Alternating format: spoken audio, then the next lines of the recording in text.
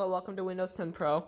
So we're going to be jailbreaking and then downgrading this iPhone 4S from iOS 9 to iOS 6 for the skeuomorphic. So you will need to jailbreak it first, and then when you actually downgrade it, it will be unjailbroken. This is just for now. So first you go to Cydia, put in this URL. It's going to verify it. Then you're going to click Return to Cydia. You're going to search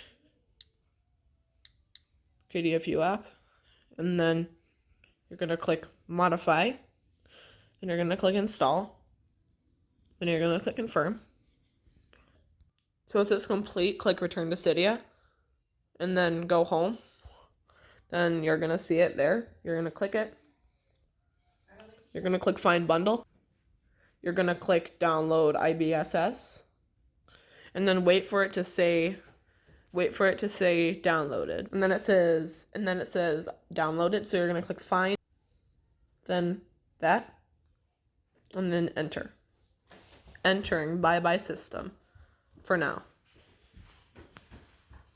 So then you'll see that, and then it will be reboot.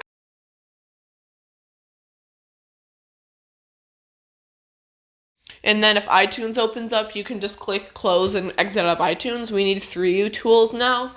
So you're going to go to 3U.com and then download it. And then you can go to Flash, and then you're going to click Pro Flash, import firmware. And then you're going to browse for the firmware that will be in the description. So you're going to click Flash, and then it gives you this warning. Click Flash anyway. And then it will extract file system from firmware. So then, when it's actually done, it'll do that animation. Slide to set up.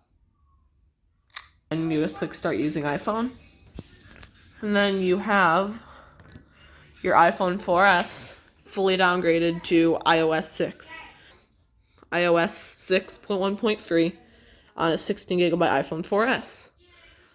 There we go. Thank you for watching and have a nice day.